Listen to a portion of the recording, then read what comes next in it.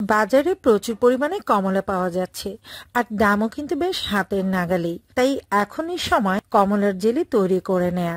খুবই কম সময়ে এবং কম উপকরণে একদম দোকানের মতো পারফেক্ট অরেঞ্জ জেলিটা কিন্তু আপনারা ঘরে তৈরি করে নিতে পারবেন। আর ছোট থেকে বড় সকলেরই কিন্তু ভীষণ প্রিয়ই অরেঞ্জ জেলি।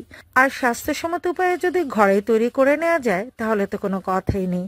তো চলুন দেরি না করে মূল রেসিপিটা দেখে নেওয়া যাক। অরেঞ্জ জেলি তৈরি করার জন্য আমি এখানে 4টা কমলা নিয়েছি আর কমলাগুলো কিন্তু বেশ বড় বড় সাইজের। তো আপনাদের পছন্দ মতো বাড়িয়ে বা কমিয়ে নিতে পারেন। এবার এই কমলাগুলোকে আমি খোসা ছাড়িয়ে নিব।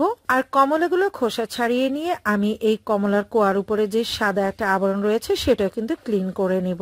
তা আমি সবগুলো কমলাই কিন্তু খোসা ছাড়িয়ে নিয়েছি আর এর ভেতরের যে বীজ রয়েছে সেটাও কিন্তু আমি ছাড়িয়ে নিব।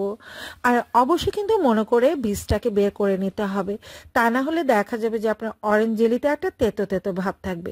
চেষ্টা করবেন খুব ভালোভাবে বীজগুলোকে বের করে নেওয়ার জন্য। এবার আমি এই কমলাগুলোকে খুব ভালো করে ব্লেন্ড করে নিব।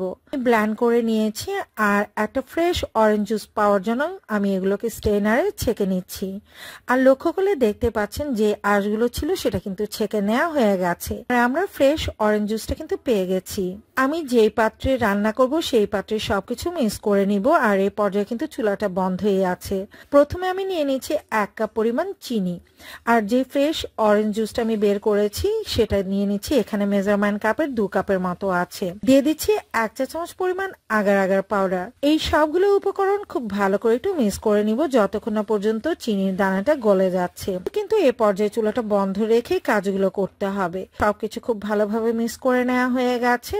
এবার আমি এতে দিয়ে দিচ্ছি সামান্য পরিমাণে জর্দার রং করে অরেঞ্জ জুসের কালারটা খুব সুন্দর আসবে। একটা দোকানের লুক কিন্তু আপনারা এতে পেয়ে যাবেন।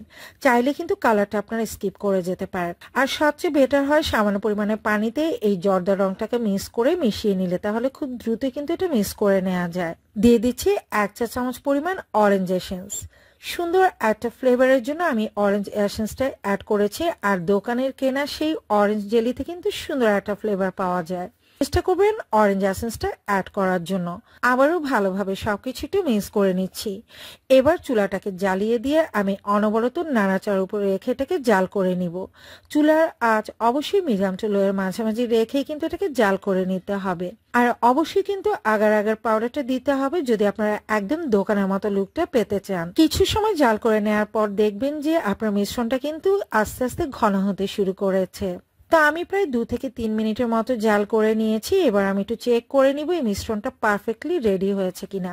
আমি সামান্য পরিমাণে মিশ্রণ একটা প্লেটের মধ্যে নিয়ে নিচ্ছি আর অপেক্ষা করছি 10 থেকে 15 সেকেন্ডের মতো। এবার মাঝ বরাবর একটা আঙ্গুল দিয়ে দাগ টেনে দিচ্ছি। লক্ষ্য করলে দেখতে পাচ্ছেন যে এটা কিন্তু একটা পাশ আরেকটা পাশের সাথে মিক্স হয়ে যাচ্ছে না। যে দাগটা টেনেছি সেটা কিন্তু একদম স্বচ্ছ আছে, অর্থাৎ এ পাশের জেলিটা কিন্তু ও পাশের সাথে মিক্স হয়ে যাচ্ছে না। তাহলেই বুঝবেন যে আপনার অরেঞ্জ জেলিটা একদম পারফেক্টলি রেডি হয়ে গেছে নামিয়ে নেওয়ার জন্য। অতিরিক্ত জাল করে নিলে দেখা যাবে যে এটা একদম পুডিং এর মতো শক্ত হয়ে জমে যাবে, তখন কিন্তু জেলিটা খেতে একদমই ভালো লাগবে না। তো আমি যেই পাত্রে সেট করে নিব দ্রুত সেই পাত্রে ট্রান্সফার করে নিচ্ছি। যদি এটা ঠান্ডা হয়ে যায় তাহলে দেখা যাবে আমরা যেটাতে জাল করেছি সেটাতে কিন্তু সেট হয়ে যাবে। তাই দ্রুত এই কাজটা করতে হবে। গরম থাকা অবস্থায় আপনি যে পাত্রে সেট করবেন সেই পাত্রে জেলিটাকে ঢেলে নিতে হবে। 2 থেকে 3 ঘন্টা পর জেলিটা কিন্তু একদম পারফেক্টলি ঠান্ডা হয়ে সেট হয়ে গেছে। আমি আপনাদেরকে একটু সার্ভ করে দেখাচ্ছি।